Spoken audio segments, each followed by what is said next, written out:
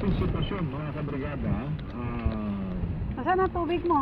talaga natin mananalo dito yung may karapatan. Kasi Posporo? lahat naman talaga eh. Pantay. Ilalaban lang natin yung pagmamahal natin sa isang Para may tao na usap man tayong tayo. nasasagasaan. Tama? Ito ipunin ko kasi magsukot sa kanin. Ang Yung mga byuda at lalaki. ang byuda, legal na yan eh. Automatic yan. Legal silang magmahal.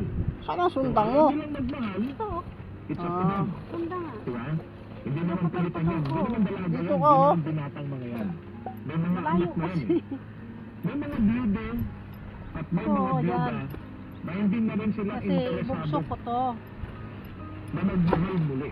Kahit na sabihin natin mga bata pa sila. May mga nabiyudo nga dyan at may mga nabiyuda at the age of 40.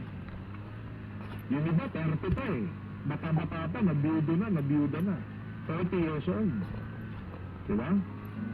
Pero depende mga kabrigada sa isang tao, sa isang biyudo or biyuda. Diba?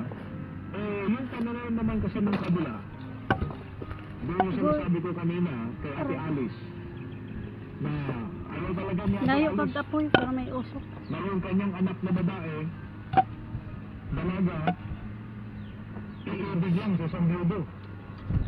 Diba?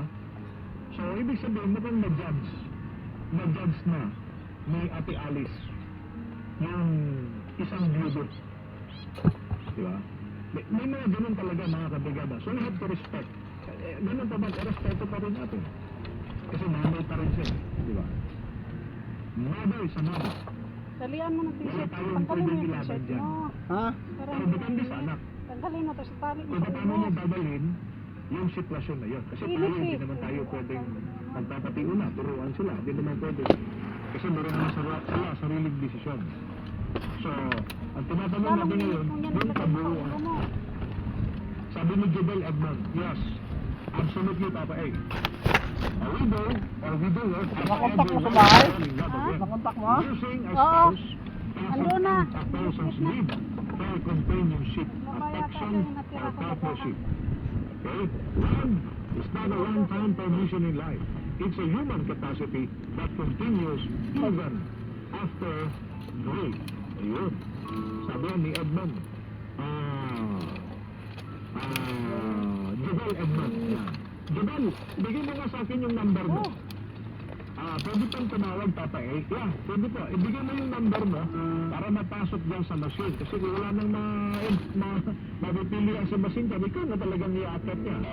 Pero pa rin yung natitirang dalawa dito, at tignan pa natin kasi madadagdag, hindi iikot yan.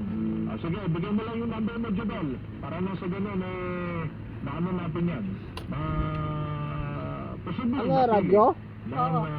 Atin pong Kaya na cellphone yan. Radyo lang, yung kasama. Tuloy-tuloy po tayo dito po sa programa natin, ang ating pong Brigada Love Lines. Sige po, tuloy lang sa pagbibigay po ng inyong mga komento, mga pananaw, hindi po sa ating pong mga pinag-uusapan ngayon po namang hapon ito. Mamaya na yun ah. Kasi mausok po ano.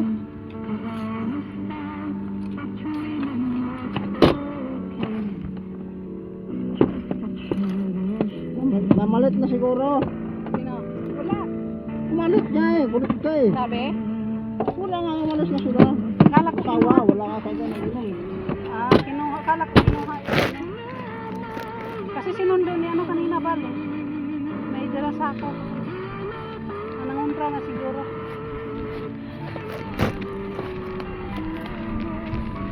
So. Wala akong wala. Oh.